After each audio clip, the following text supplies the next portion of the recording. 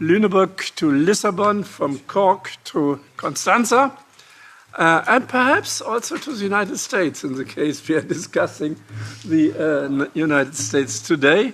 And we have translation, interpretation in 16 languages, so please speak moderate.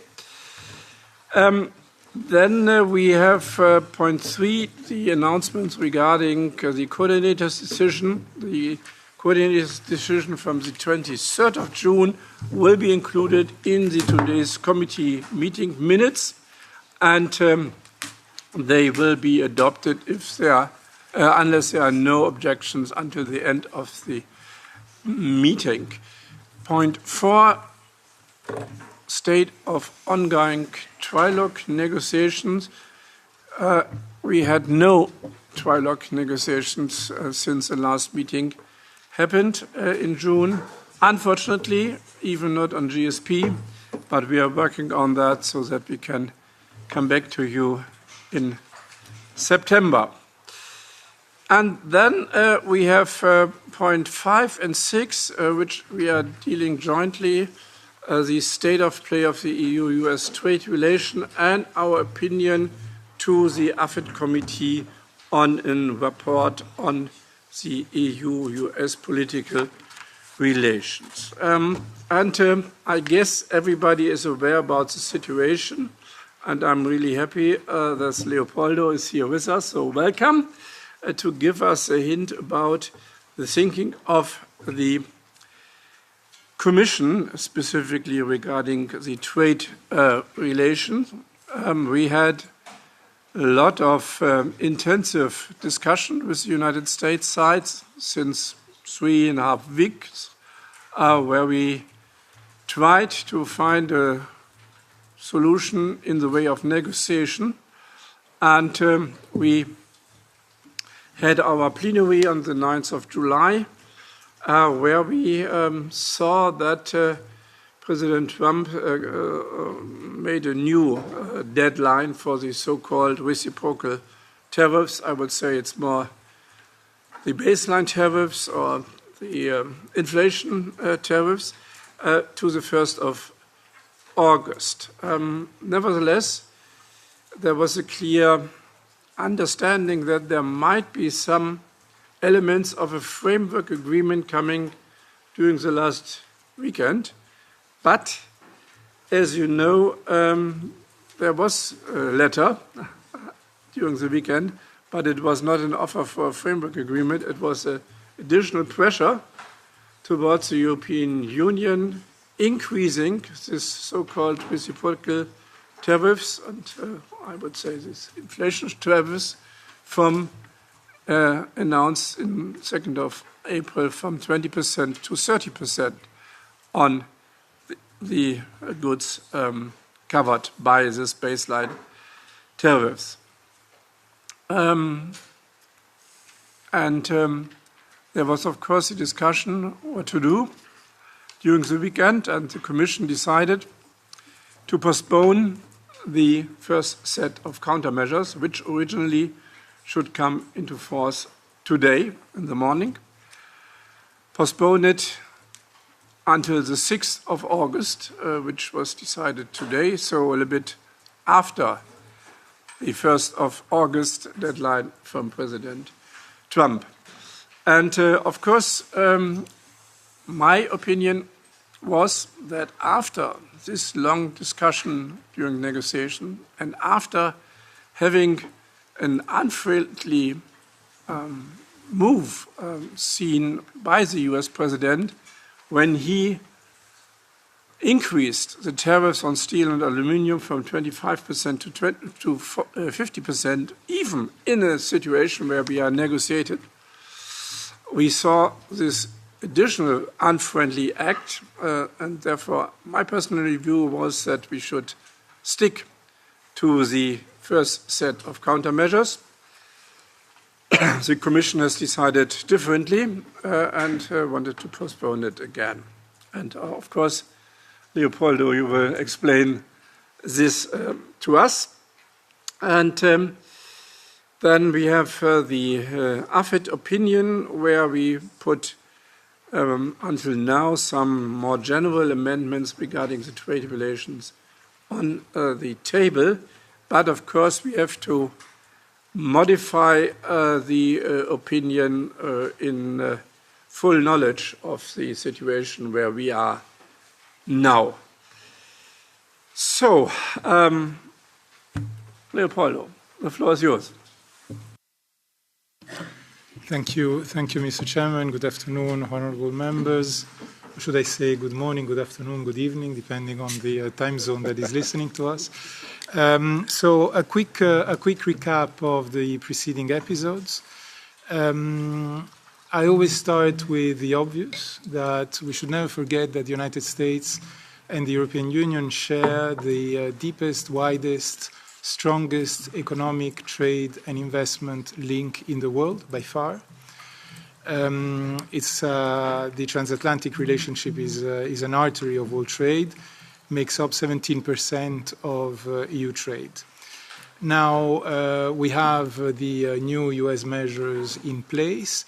In terms of the level of duties, we are now faced with 50% on steel, aluminium and derivatives, 25% on car and car parts, plus the MFN duty, and now 30%, a 10% universal tariff for the time being that President Trump, as you know, has indicated in a letter that it would go up to 30% on the 1st of August.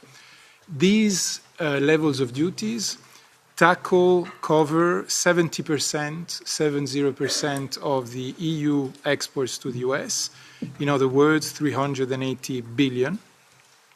But there are a certain number of ongoing investigations by the US administration under the Section 232 of the 1962 Trade Expansion Act. There's 7 now in total, which cover commercial aircraft, jet engines and parts, pharmaceuticals, semiconductors, critical minerals, copper, timber and lumber, and truck parts.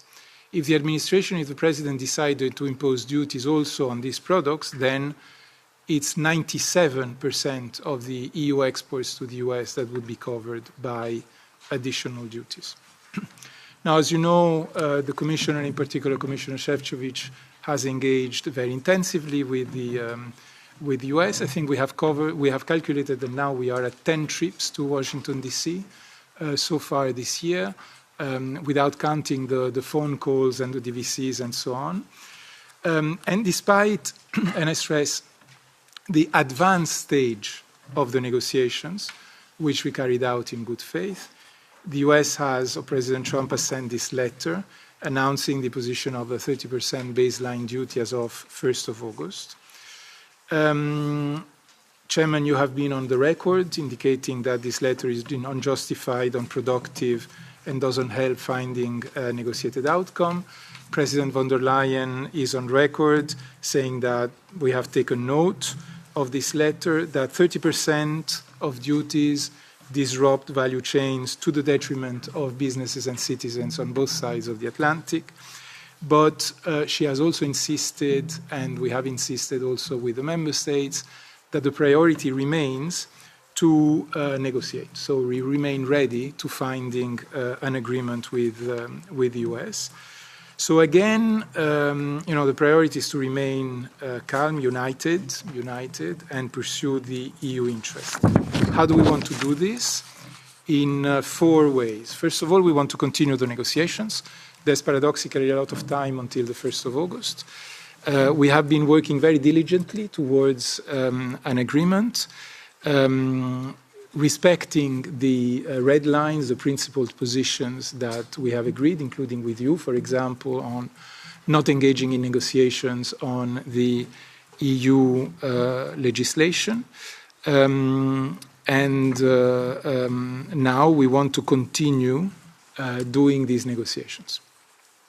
But then, of course, we have to be prepared for any scenarios, and this is why we have to continue the work concerning rebalancing measures or countermeasures, whatever you want to call them. But we have to be clear that any countermeasures must remain a means to an end and not an end in themselves. We should never forget that tariffs, whether the US impose them or we impose them, remain costly for the economy. So what we want to do is the following. We have decided to postpone, as Chairman, as you were saying, the entry into force of the measures that had already been agreed with the Member States, the so-called steel measures, again, because we want to keep the space for a negotiation. But we have also concluded the public consultation that we launched in May on a package of products covering 95 billion euros worth of EU imports from the US. So we have concluded that. We have done an analysis. And so whenever we feel that the time is ripe to proceed to measures concerning that list, if you want, the administration is ready to do that. President von der Leyen kept on saying that everything is on the table. So indeed, I can also confirm that the administration is practically ready on also considering measures that do not cover goods. Yeah. The second point is that we have to continue deepening the partnerships with like-minded countries. So we have to continue talking to other trading partners that are also on the receiving end. And what is very, very important is that, of course, we must go much further than just talking. So we need to move forward decisively with the trade agreements, which have been finalized and need to be ratified, and bring ongoing negotiations to conclusion and fruition. You have heard over the weekend that President von der Leyen has reached a political agreement on the negotiations with Indonesia, with the President of Indonesia. And of course, you know that we have concluded the preparatory work to be able to present the agreements with Mercosur and the modernized agreement with Mexico to the Council and the Parliament to conclude these agreements. But we also need to forge ahead with the ongoing negotiations, be them with India, the United Arab Emirates, the Philippines, Thailand, Malaysia, and others. Finally, we need to continue to be very vigilant on the risk of circumvention and trade diversion, because, of course, what the United States is doing is that it is changing the terms of trade, so there is a risk of trade diversion. So we have set up, as you know, a dedicated import surveillance task force, which is now operational. And we continue now monitoring the situation. And we remain ready to apply the available tools in our trade instrument toolbox should we see that the legal conditions are met to intervene in case of trade diversion.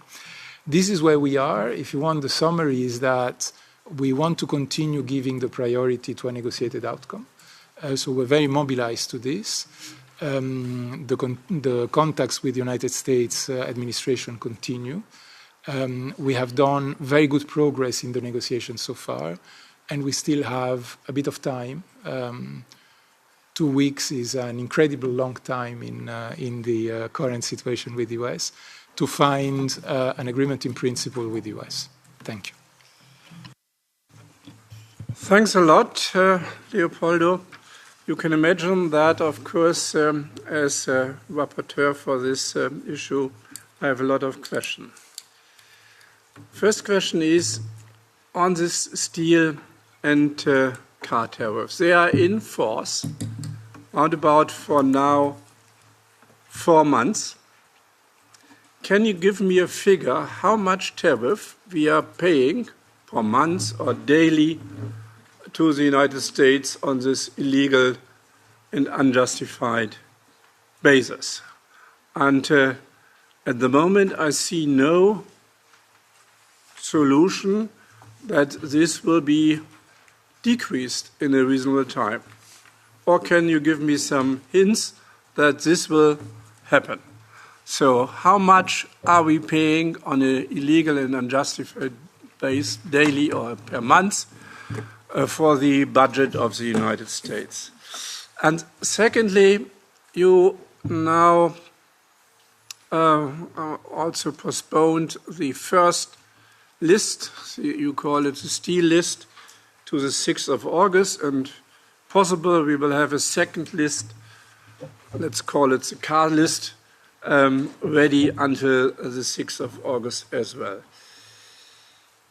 How you plan to involve the European Parliament in this process? As you know, this week is the last week of sessions.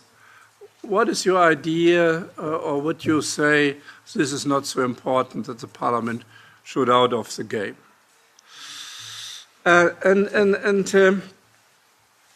Thirdly, on the negotiations, at the end of the day, of course, if we change tariffs or other deal, it has to come to the Parliament, that's for sure.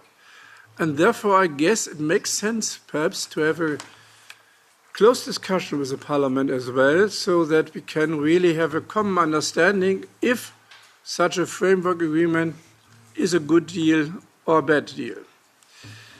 And perhaps you can give me some ideas what, at the moment you said the negotiations are going quite well, what is in the basket of negotiations? So I heard a lot of rumors. I heard, for example, a rumor that we will really reduce for US cars the tariffs to 0, and the United States will reduce their tariffs from 25% to 15%. For me, it's not really balanced, to be honest. So can you give me some hints what is in the negotiation basket so that we have a sense if this might be a good agreement or not? And fourthly, can you guarantee that if there is a framework agreement, that this is the final exercise? Will be there a standstill clause in? Or do we have to anticipate that in 2 weeks or 3 weeks or whatever, Mr. Trump has an idea or the deficit in the budget is too high, that he will come with new tariffs? And lastly, reading this letter on Saturday quite carefully, specifically the last sentences where he said that we have closed our market with non-tariff barriers, with some other measures to close the market, where my suspect is that he is thinking about some European legislation as a barrier for US products coming to the European market, or perhaps also barriers for tech companies having business without any fines or without any restrictions here. So I have always in my mind this phrase from Mr. Zuckerberg describing his business model. It's growing and breaking. And breaking, he was, of course, making his mind was legislation. So are you ready to put the ACI on the table as well to protect, if in the negotiations this element of using tariffs as a political pressure to undermine our legislation will come up? These are 5 main questions from my side, but I guess my colleagues will have also some reflection on that. And Jürgen Warbaum is representing the shadow Siliana from the EPP, please. Thank you, Bernd.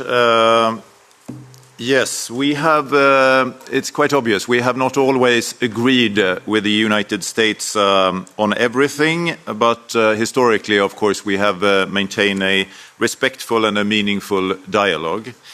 However, of course, the 30% threat during this weekend is not a serious negotiation tactic at all. These will jeopardize people's savings, livelihoods, and future plans in a profound way.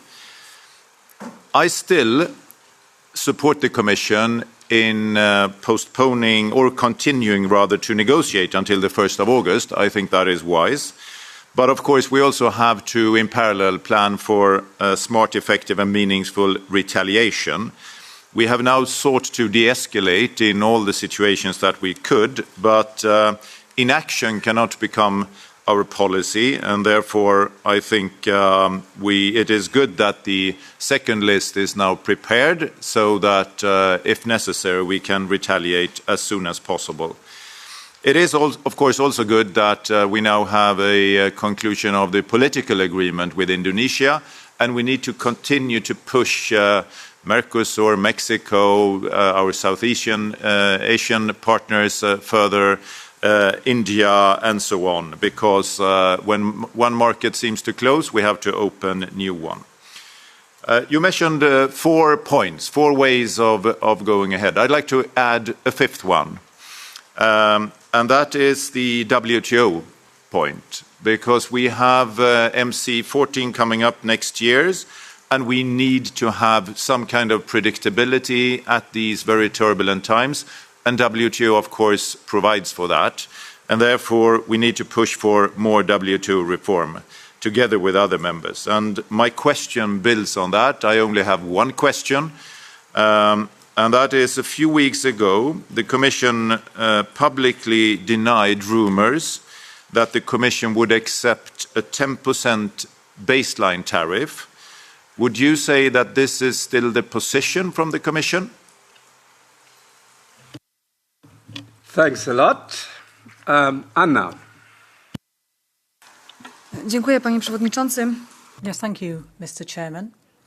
The decision of President Trump's administration to impose 30% tariffs on EU products is further proof that the Commission is not able to lead these negotiations to an effective conclusion.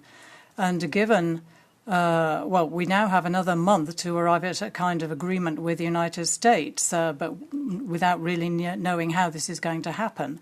So when it comes to the strategy or tactics that has been used by the European Commission, well, is it the right strategy? Because we did have initially the deadline of the 9th of July, and everybody seemed to understand that we would be arriving at an agreement with the United States. And everybody thought, as I said, that we were close to an agreement. So when it comes to the US side, do we have the same negotiators, the same issues? And is it always the same strategy as well that is being imposed by the United States on different countries, different regions? And how are we dealing with this? Because we seem to see that there's a problem on the side of the European Commission to arrive at any kind of agreement with the United States. So it's a question about the strategy, etc., of the United States. Thanks a lot. Mr. Kolz. Thank you, Chair, and thank you for the updates. Obviously, the EU-US relationship is of strategic partnership, not just economically. It's much, much larger partnership that we are having. And of course, the overarching aim should remain 0 for 0 tariffs. That should be overarching position from EU point of view. And until recently, we were negotiating around a 10% baseline tariff. That is actually since, March. That is already we are paying. I think this comes what the Chairman also asked, what is actually already the impact of these tariffs. So now we are facing blunt 30% in a span of 2 weeks to be negotiated. So I agree that the Commission is right not to escalate for escalation's sake. That's absolutely right. But what exactly is the Commission's strategy now? Wait for political agreement in principle with general tariffs and settle for marginal sector gains? Or are we preparing to accept an uneven outcome to avoid failure? And if that's the case, we really need to know. Our businesses need to know. The industry needs to know. Business cannot operate indefinitely in uncertainty. It's been already 3 months. Everyone is planning ahead, and this uncertainty is really something that's not giving good. I welcome all the new trade agreements, announcements, Indonesia, and etc. But let's be assured, I will repeat, U.S. is our strategic partner. It's not just economic trading partner, it's our strategic partners. When it comes, for example, Indonesia, let's just put behind our ear that it's a member of BRICS. And let's just listen what the US administration is saying to the BRICS member states. That if they're going to impose, and probably they're going to impose tariffs to US, they will retaliate anyone who is trading with the BRIC countries. That includes potentially European Union. So I think what we need to hear is in 2 weeks' time, what is really manageable to achieve in order for our business to really settle. So we are facing 10% baseline, that's going to stick, or we're going to go to zero tariff, or US is not even listening to zero tariff proposal. Thank you. Thanks a lot. Karin.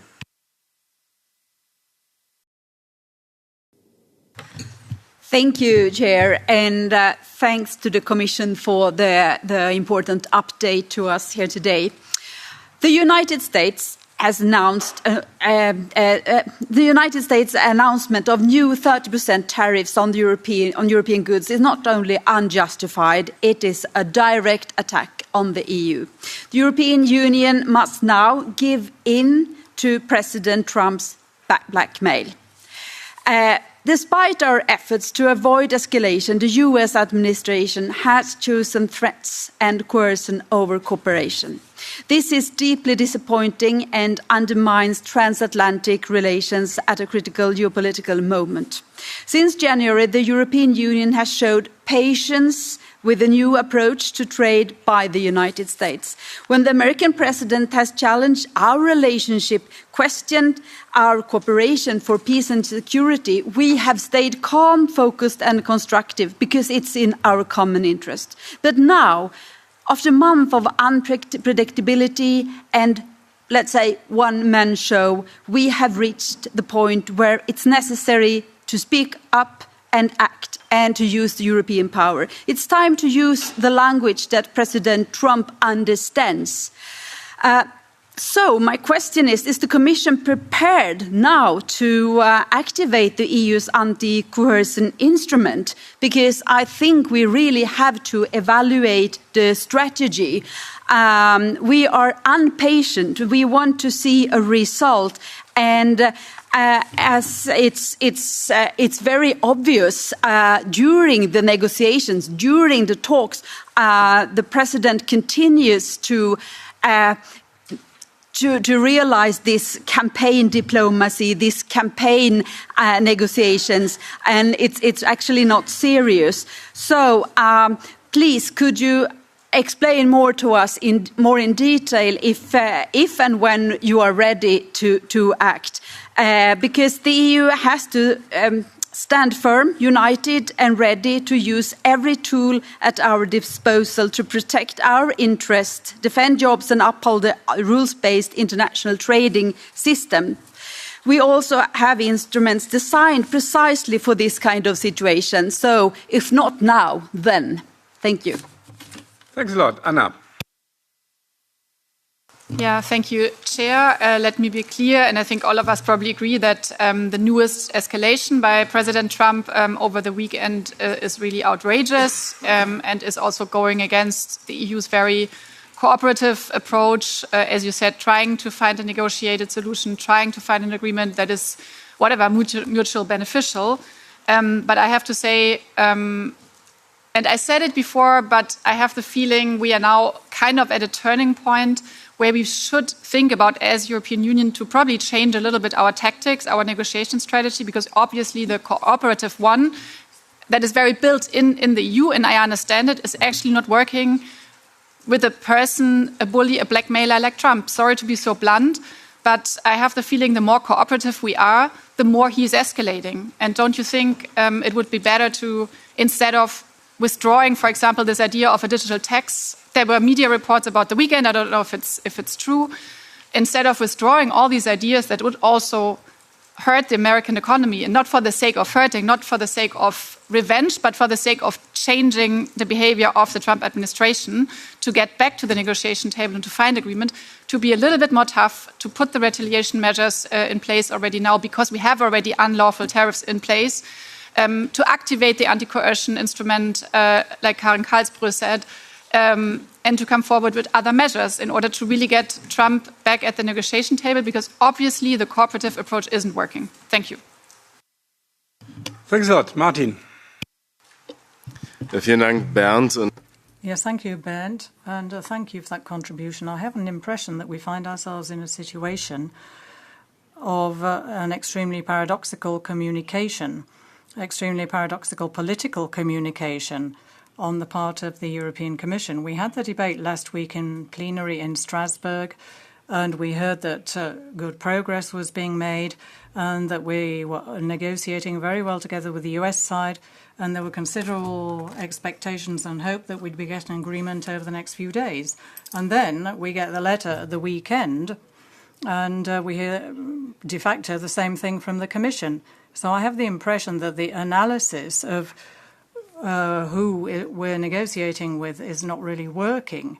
So you have this a letter published by the State Department basically seem to seem to hint at some kind of regime change on the side of the Europeans. So we have the United States under Donald Trump, and they have brought about a change in direction, a very brutal change in direction. They're trying to get their own economic policy through to defend their economic interests, and they're doing this through a trade war. And I think we have to move away from the current approach, because if you're trying to cooperate, it looks rather helpless. It sort of looks as if the European Union is willing to defend itself, and in the face of a very strong partner. The anti-coercion instrument has been referred to. Well, yes. Why are we not communicating about this and in clearer language? What about changing attitudes about this? And then we know that economic experts, economists, are saying, well, what about a digital tax? Because there is a key interest on the part of US digital trade. You know, that's one avenue that we could explore as well. Why can we not do this? And then a final question relating to the non-tariff trade barriers that Bernd referred to this. I would like to hear extremely clearly from you, given that there is this additional pressure from the United States. And this is not being discussed. Well, what about our own legislation? We have this legislation, and why should we be making concessions on it? Chair of the US delegation, Brando Benifei. Thank you very much, dear colleagues, dear Commission. The recent letter from President Trump to President von der Leyen is a clear provocation, and it's very concerning for its impact on the European economy and the relations. So I echo many of the concerns by colleagues. But I have to say that also Commission response delaying countermeasures until August 1st raises concerns. We are already facing illegal and punitive tariffs, which are harming our businesses, workers, and the integrity of the single market. This is not time for hesitation or for seeking lowest common denominator in our response. We need to send a strong and united message. Europe will not be intimidated or divided by external pressure. The Commission role is not simply to consult Member States forever, but to act decisively in defence of European interests. If we continue to react with regret but without action, we only reinforce perception of a divided union and embolden further provocations. Our credibility in negotiations depends on our willingness to deploy leverage, not just express willingness to talk. We must show we are prepared to defend our economic sovereignty while remaining open to agreement, provided it is reached on equal terms and by August 1st deadline. Only through unity and firmness we can protect our citizens and ensure a balanced transatlantic partnership, which is of extreme value for both economies in Europe and on the other side of the Atlantic. Thank you very much. Thanks a lot, Leopoldo. This was the first round. For the second round, I have so far 6 requests. So 10 up to 15 minutes to answer all questions. Quite precise. Okay, thank you very much for the various questions.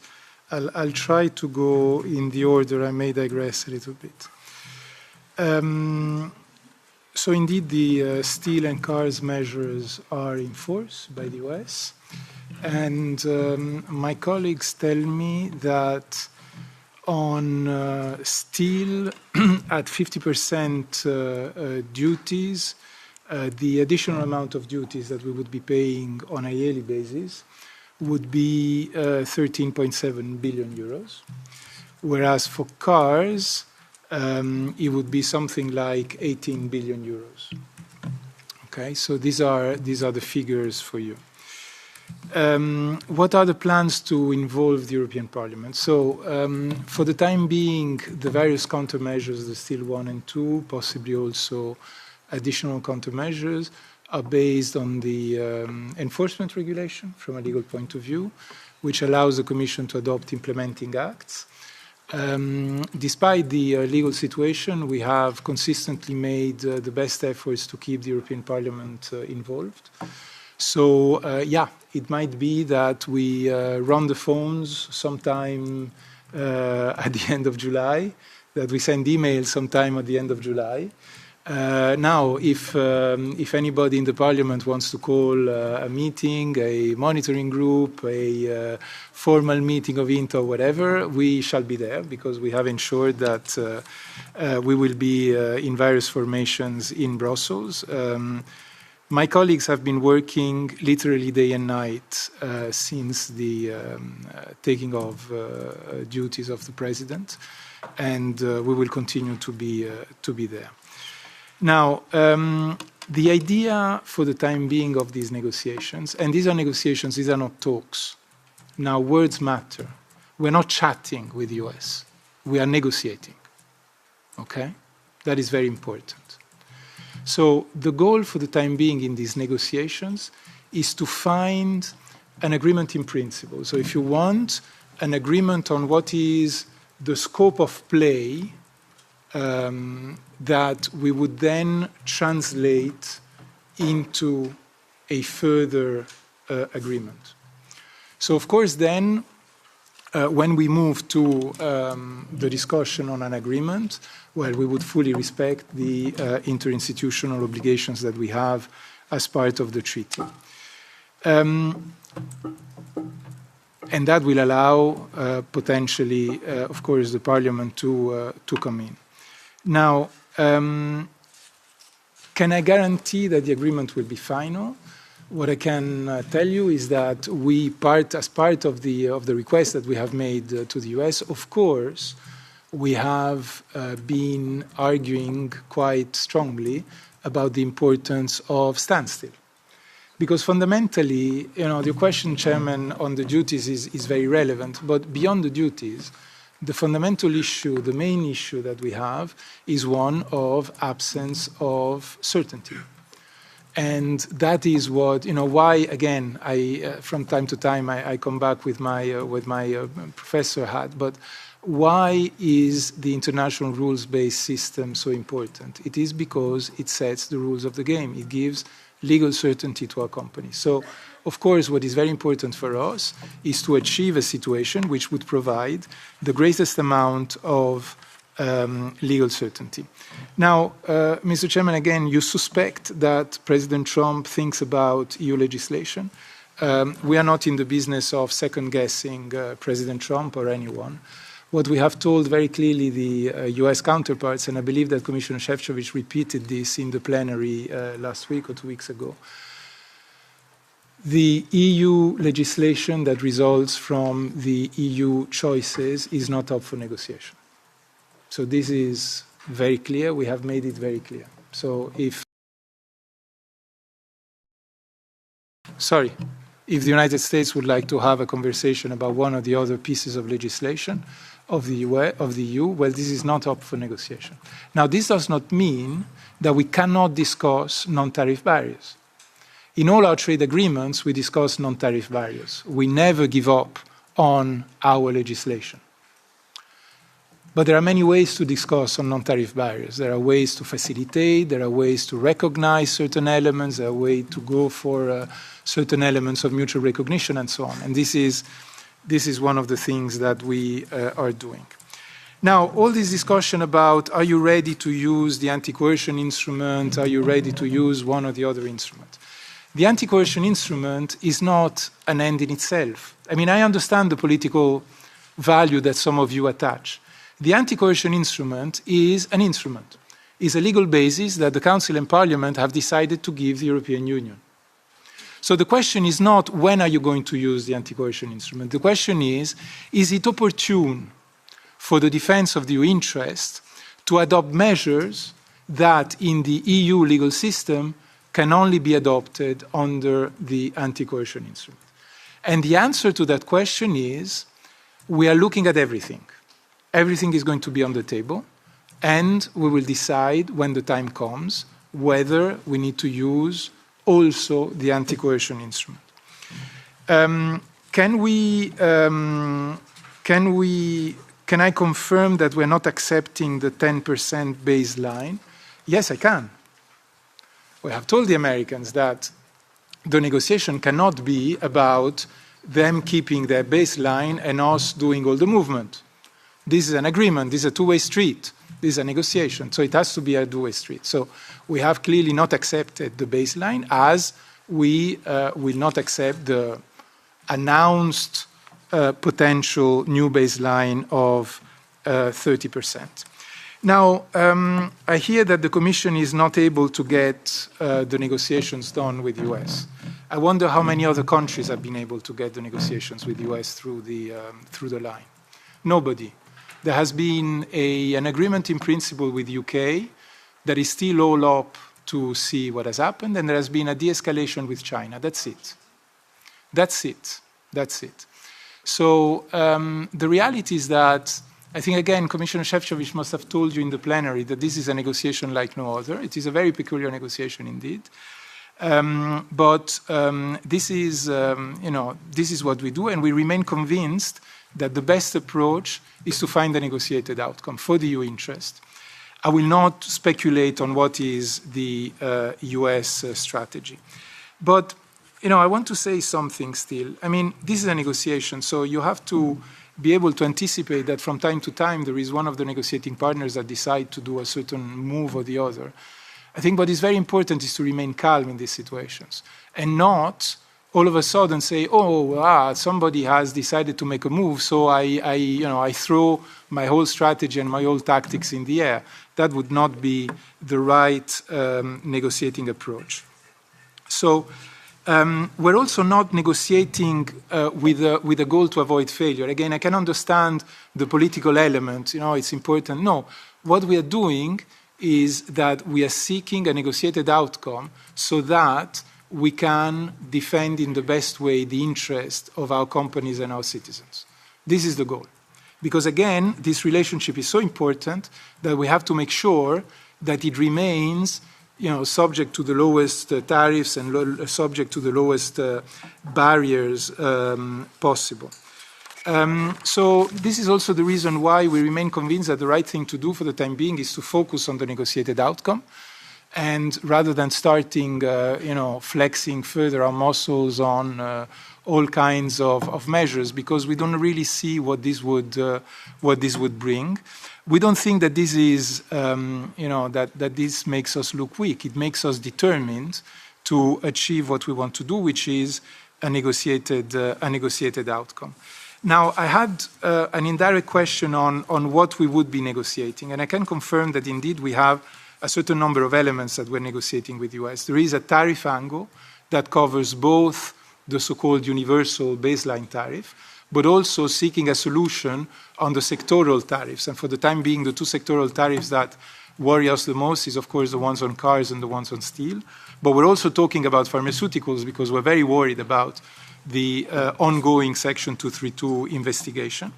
And then, of course, there is also a discussion on non-tariff barriers, but I was saying it's not a question of us removing or changing our legislation. It's a question for us to find things that we can do together with the US to the benefit of our companies so that we simplify the trade with the US. And I hope I have answered all the questions. Otherwise, if you let me know, I'll be happy to come back to one or the other. Thank you. Thanks a lot, Leopoldo. Second round, Christina.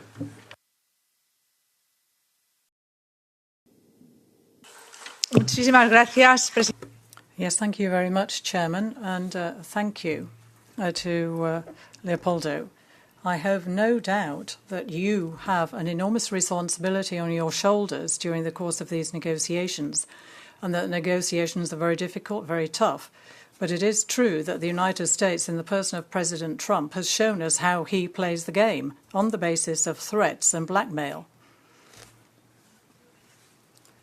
And people in my country, there's a saying that basically would, along the lines of the fact that he's more dangerous than a monkey with a crossbow. The problem is that Mr. Trump only answers to power. He's trying to rob sovereignty from us. He's trying to impose his agenda on our own agenda when it comes to manufacturing and the economy. I think we have to stand firm and we have to play the game and play to the rules, speak the same language as Mr. Trump. The American citizens, I think, also have to be able to see just what it is that their president is doing, and this running counter to the interests of the American economy. Because if we take a look at the tariffs, 30% would be a total ruin for our industry. And I think what we have to do is not think in terms of the what we're trying to achieve, but the means to do this, and perhaps go to the WTO and turn to Mr. Trump and say that if he wants to come to an agreement with us, that's possible. But I think, obviously, what we have to do is support the Commission, but we have to show that we have a strong position. We shouldn't waver in the face of Mr. Trump, because all you have to do is take a look at some of the other countries like Canada who've withdrawn their tariffs, and the threat of a 35% tariff was then consolidated. So I think basically what we have to do is tell Mr. Trump, a dialogue, yes, but there's a limit to our patience. You're obviously going to continue to negotiate, but I have one question, a specific question for the agri-food sector. What's going to be negotiated? What's on the table? Is wine going to form part of the agreement? Are you in a position to be able to advance any kind of news? Because we know, of course, that this particular sector is highly sensitive, and they're going to pay the cost of any agreement with Trump. Thanks a lot. And now I give the floor also to the rapporteur from AFET. Please. Yes. Thank you, Mr. Chairman, dear guest. It's a pleasure to be with you because tomorrow at AFET committee I will be presenting my draft report on EU-US political relations, a key strategic file for the committee and for the Parliament. And this report outlines the political direction for a more strategic, more balanced and more resilient relationship between the EU and the US, and of course this debate on trade is very important, and we are monitoring this and also keeping our fingers crossed for the trade negotiations.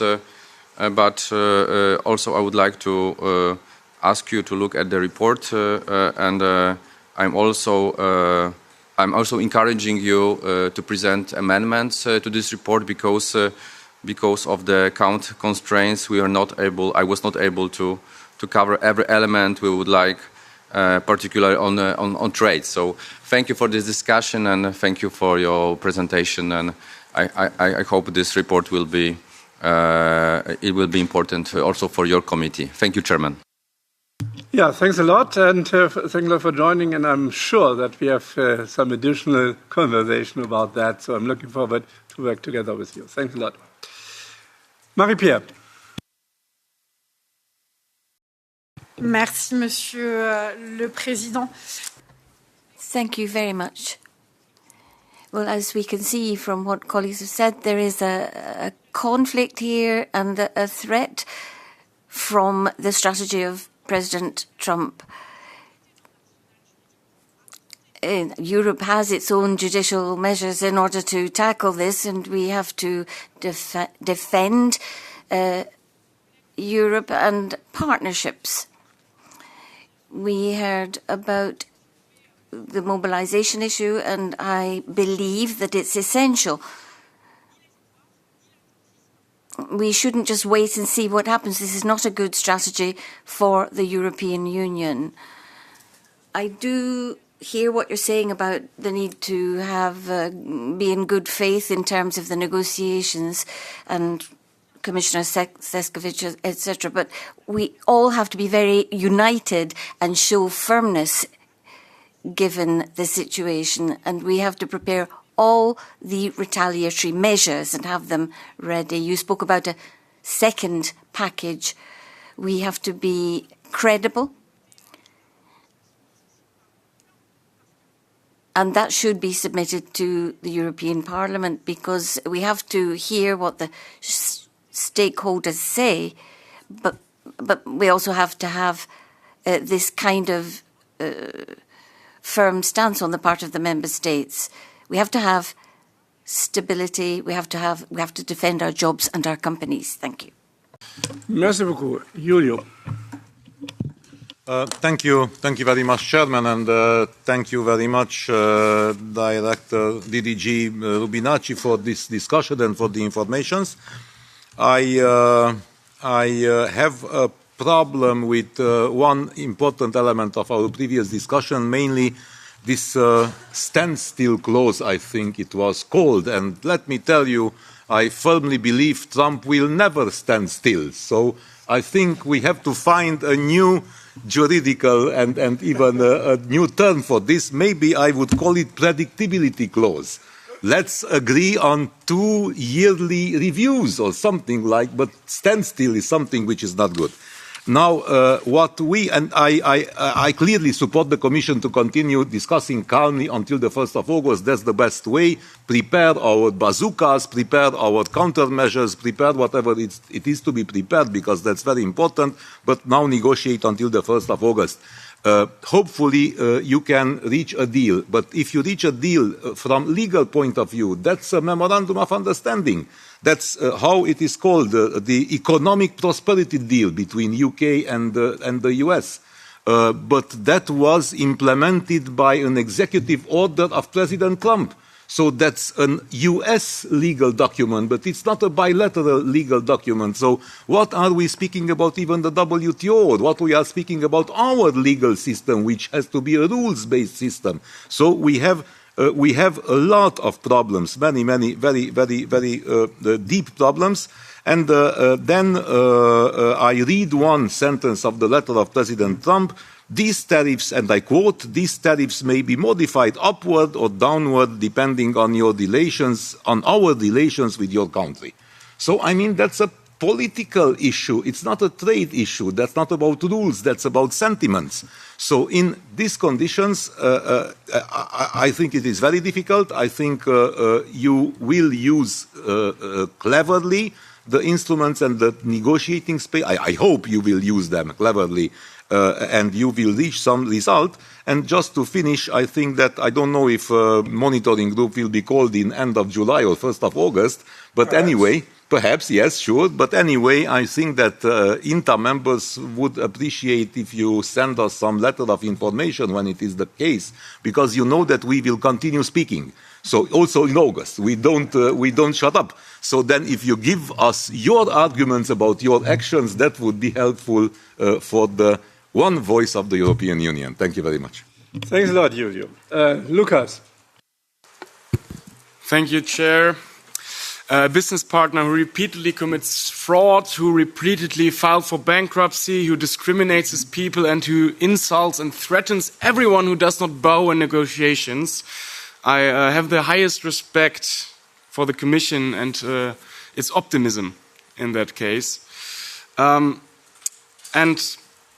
I was 2 days ago at the 60th birthday party, and all those people, they're normal citizens who work their whole life, who are invested in the politics affecting them, and who follow the news. They ask me the same thing. What are we going to do about Donald Trump? So that's my first question to the Commission. What is the baseline of the communication strategy to inform the public for the next 2 weeks? Because lately the baseline has been our esteemed President of the Commission stating, I am optimistic. will this also still be the baseline? Secondly, given the fact that Donald Trump just 3 days ago revealed that he was not aware of his Secretary of Defense canceling the Ukraine aid, do you have the feeling that the President of the United States is aware of what his negotiators are actually saying in those negotiations? Thank you. Thanks a lot, Barry. Thank you, Chair, and thank the Commission for the update. You know, there's no denying that the immediate and severe impact of the updated tariffs proposed would have a huge impact on many sectors, you know, whether it be agri-food, aircraft, leasing and so forth. Notwithstanding the higher tariffs of up to 200% threatened on pharmaceuticals and computer chips. At the same time, we should remember that there is no guarantee that the administration will follow through on these threats. We've seen a deadline shifted once. We've seen many rates of tariffs floated from 20 to 50% and beyond. And one could understand and does understand the impulse of those calling for the EU to activate the €1 billion counter-tariff package, which was developed in consultation with member states and industry immediately. But the American administration have said they would simply escalate further in response. So that's why I believe and welcome the Commission's tactics. We must remain measured and strategic. Our goal must not be to out-tariff the US, because as we know and we believe their population will also realise that trade wars benefit no one. Our best chance and choice for now is to stay united, all member states, and I think that's the greatest surprise that has impacted on the US, our unification. Keep pushing for an agreement that protects exporters and consumers and our competitiveness, while ensuring we can respond firmly and precisely if and when, and only if and when, it's necessary beyond the breakdown of negotiations as we know them presently. And that's based on the extensive homework we've done as an entity by virtue of the consultation and agreement that has been reached between member states in relation to what would be necessary in such an unfortunate scenario. Could I just briefly ask the question on foot of the confirmation you've given in relation to the 10% tariff, baseline being one thing across many sectors, but the sectorial negotiations that are taking place, for example, in relation to steel and cars.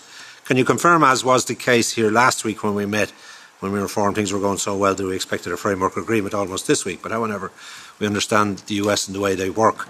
Can you confirm the other sectorial sectors, being pharma,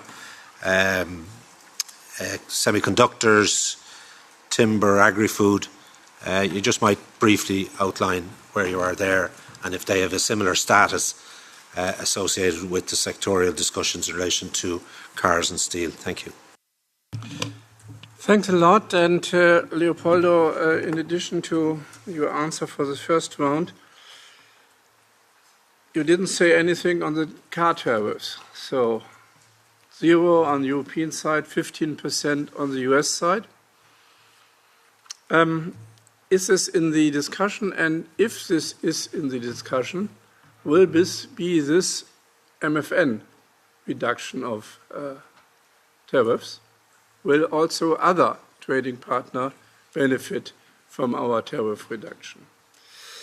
And secondly, you explain a little bit the strategy of the Commission. Can you imagine that perhaps people on the ground, workers, think that this is a quite big position? I had a discussion with a metal worker on Saturday, and they feeling that at the moment there's an estimation around about 50,000 jobs in the steel and in the car industry will go away because of the tariffs. And you mentioned the huge amount of money we are paying to the United States. Can you imagine that they are thinking that at the moment we have a quite weak position towards the United States? So last year we exported, the European Union exported to the United States 740,000 cars, and this will be not the case this year, that's for sure. And thirdly, Of course, you mentioned that there is a deal with UK, and there's also one with Vietnam, but also there's an understanding with China. And you know that at the beginning there was a quite hard position of China, and then by sudden they made an agreement. Was this a total wrong strategy from China?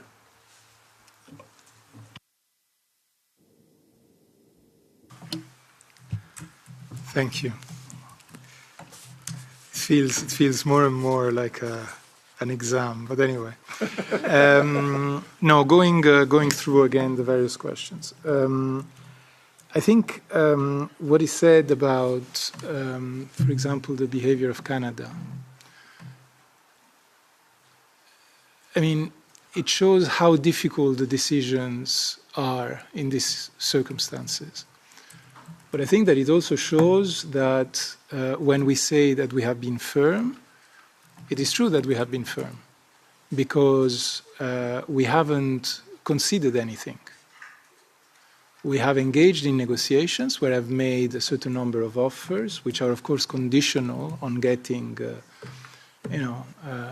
a two-way street from the US. We haven't changed our legislation. We have not proposed to change our legislation. We have not changed our tariffs.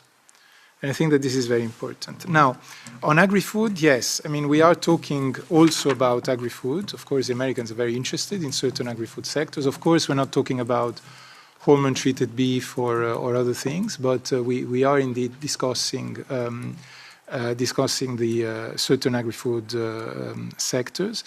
You know that on spirits, we have already a 0 for 0 deal with the US. So, for example, there, it would be interesting to keep it. On wine, there are many possibilities to actually reduce the tariffs and make everybody happy. So these are the sort of conversations that we're having. So in various sectors, we are looking at, either preserving a situation which was mutually advantageous before the increase in the duties, or we're looking at finding solutions that would actually make sense for the industry on both sides of the Atlantic. Madame Vedren, I hear you. However, if I may, I would like to take a little bit of an issue with what you define as the Commission position as being attentiste in good English.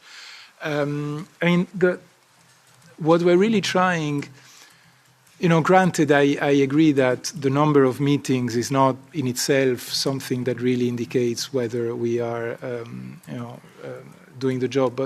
But fundamentally, it is through this continuous engagement that we are looking at defending the EU interest. And that is far from just sitting down and waiting for events to unfold. Mr. Winkler, when you seek to change the name of the clause, I cannot help but thinking about a movie by the Marx Brothers entitled A Night at the Opera, when they negotiate a contract with a sanity clause. And I would invite you to look at this movie once again. It will lighten up our mood, I think. But now the serious thing, I understand the questions from the European Parliament, which is, Commission, are you going to respect the legal system in the EU concerning, for example, the conclusion of international agreements? And the answer is, of course, yes. But the thing is that we're not there yet. We're first negotiating the animal, and then when we have the animal and we know where we're going, then, of course, we will fully respect all the obligations. Yes, what is the baseline for the Commission communication strategy? The baseline is, again, that when you look at the whole situation, and I think this echoes, for example, the draft report from the AFET committee that I've seen and the proposed amendments from this committee, and the fundamental goal is to continue to engage. This is the biggest partner that we have, by the way, on both sides. So the net interest cannot be to start destroying the relationship. The net interest must be to continue building this relationship. And this you do through an engagement, through negotiation, through listening to what the other is telling you, and by making sure that the other is also listening to what you're saying. Commissioner Šefčovič is involved with essentially Mr. Lotnik, who is the Commerce Secretary, and Mr. Greer, who is the USTR, and they both confirm all the time that the President is very well aware of what is being negotiated and is following this very closely. So so this is a situation. I can confirm that we're looking also at other sectors, not just cars and steel. For example, indeed, we really would like to avoid a situation where the US administration imposes Section 232 measures on things like pharmaceutical, but also a certain number of other materials, engines and jet engines and so on and so forth. So all this is being discussed. Now, on car tariffs, Mr. Chairman, I'm afraid I cannot give you the detail of what is being discussed, but I can confirm that there are many options that are being discussed. We have not been helped very much by some individual car manufacturers who have tried to find some kind of a side agreement. But again, I think that we have been able to maintain the unity of the EU by focusing on what we thought was the right thing. And the question of, in general, I mean, your question of bilateral MFN boils down to, are you going to have something that is compliant with the WTO obligations of the EU? And the answer is yes. We are looking at something that is compliant with the obligations of the EU in the WTO.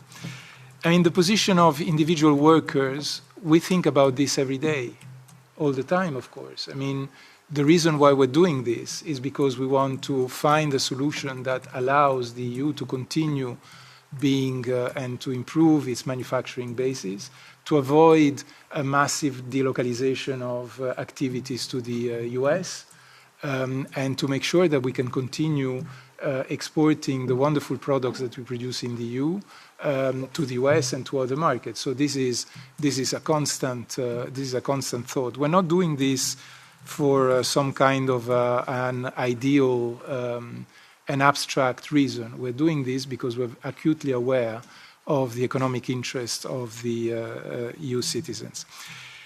China is in a very difficult situation. You know, when the US tell us, you have to follow us 100% on what we do on China, we always say, well, you know, we have a certain number of common interests, but we also have a very different trading and economic relationship with China than you do. So I don't think, well, first of all, I don't think as a matter of principle that the European Union should follow examples. I think that the European Union should set its own examples. But also the situation is totally different. What we have observed, however, is that the escalation of tariffs between the EU and China resulted in extremely damaging outcomes for both. So it confirms what we have been saying from the beginning, that tariffs are bad.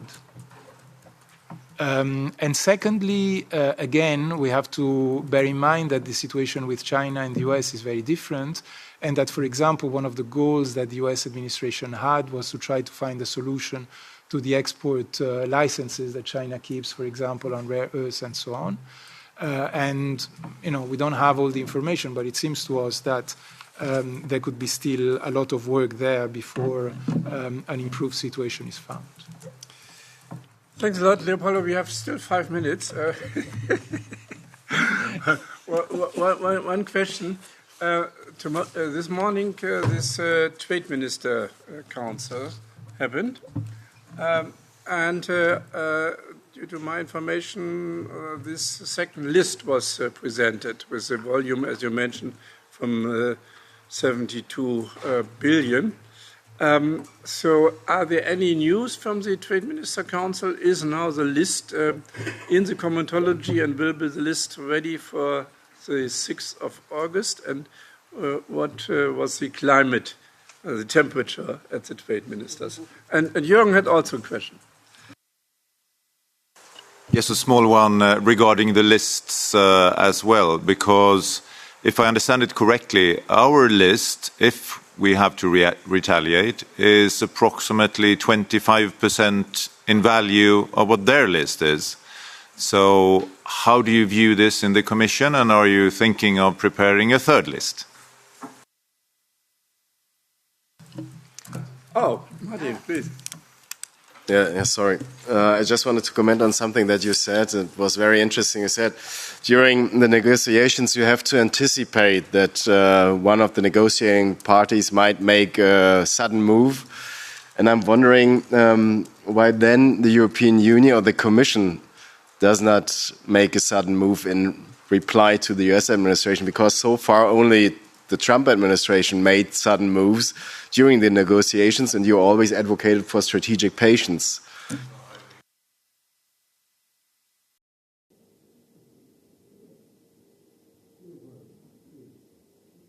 Okay, I'll speak slowly so that I'm sure that you don't have any further questions.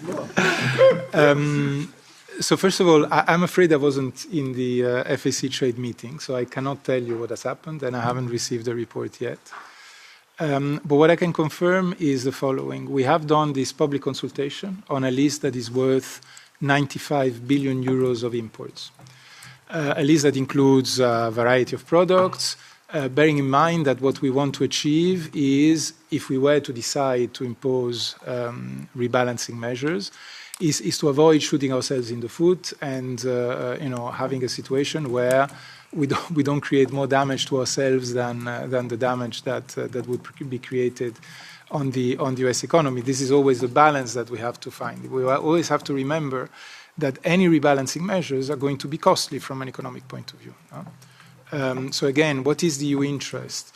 Is the EU interest to just flex our muscles and say, yes, I'm so strong? Or is our interest to actually be careful, proportionate in what we do? Now, at the end of the public consultation, of course, we have recorded 500 and something answers. And as you can imagine, many answers were, please, not my products. Precisely because measures are costly. So we have done a whole analysis. We have looked at the various comments. And we have concluded that with a list of approximately 72 billion euros worth of imports, we have a list where we have excluded the products that would be the most problematic if we were to impose countermeasures or rebalancing measures. And now we have to indeed decide what we do with that. And this is why now in the coming weeks, there will be a decision on what kind of rebalancing measures, if yes, when, and if so, how, and that is still to be decided. The practice in these matters is that indeed we inform the member states of what the outcome of this public consultation is, so that then we can prepare the ground whenever we decide to impose these rebalancing measures through a comitology procedure. So again, why is not the Commission? Sorry, Mr. Warburton. Yeah, I mean, we've always said that in any event we were not going to retaliate or rebalance or whatever dollar for dollar for many reasons. First of all, we have a trade surplus to the US, so we have much less imports in value than the US have in terms of the scope on which the measures are applied. There are a certain number of products that we import massively from the US where it would really be a boomerang if we were to impose countermeasures. Imagine all the energy products, for example. But also fundamentally, again, because tariffs are harmful, we have to remain very proportionate and we have to keep a very good level of balance between, on the one hand, finding a way to rebalance the relationship, protect our industries, but also avoid that we create additional costs to the U.S. economy. In terms of the strategy, if the other negotiator makes other moves, why don't you make other moves? We still think that we have. Well, first of all, I mean, let's be clear, because sometimes the discussion goes in directions that are very strange. We are very close to finding an agreement with the US. It's not that we are in deep seas and that the situation is unraveling. We are very close to finding an agreement with the US. And in the situation we're in, we remain convinced that the best way to get there is, again, talk, discuss, negotiate, put the things on the table, and progress in what we want, what we can propose, and what we want to see the US proposing. That is for us the best way to get to this deal, rather than now starting to show off that we have all these instruments and we should be able to using these instruments, while at the same time, of course, preparing, because we cannot exclude, and this is what I think the closing remark, we have to be agile and flexible now when the situation develops, because at a certain moment, the only thing that matters is whatever scenario unfolds, we are able to defend to the best of our capabilities the interest of the European citizens and our companies. This is the only thing that matters. Unfortunately, there are 2 minutes still. Just briefly, as an aside to those negotiations, is talks catering for issues around defence, spending and sharing, and also the issue of LNG gas, considering the time lag we have in Europe in relation to building up our sustainable energy production, while exiting the over-dependency that we were cruelly exposed to of Russian gas. Thanks a lot. And of course, Leopoldo, on the services side, we have a deficit. The United States has 100 million surplus, and the big tech are generating 1/3 of their benefit inside Europe. So there might be also some kind of leverage. So on spending, the defense is, if anything is happening, is separate from these negotiations. On others, the U.S. administration and President Trump would be keen on seeing a certain number of commitments in purchases. You may remember that China promised to purchase a certain number of tons or billions of some products. So there are indeed certain products where we think that we could take or we could have a discussion on how much we would be prepared to purchase more from the United States. And certainly the questions on energy are part of that. For a very simple reason, is that, as a matter of fact, with Russia and so on, we continue to have important needs in our energy mix, and it could be a good idea to actually satisfy at least part of this mix with increased purchases from the US. Then it's all very complicated because LNG requires space in ports, and there's a whole logistical thing. But anyway, I can confirm that this is part of the discussions. On services, Mr. Chairman, again, we are looking at everything. If we want to impose certain measures on certain services, we would have to use another legal basis than the enforcement regulation that is limited to actions in goods. And that is, again, something that we will have to see. But I can confirm that DigiTrade and all the other DGs that are concerned in the Commission have been working quite extensively on various scenarios involving various different services sectors. Thanks a lot, Leopoldo. I guess you made it. Examine. Wonderful. Thanks a lot for that. I think we will stay in contact on the whole issue.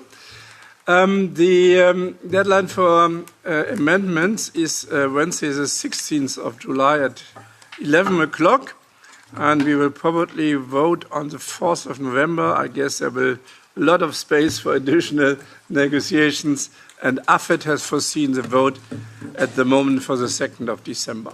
Thanks a lot. This concludes the wonderful US item.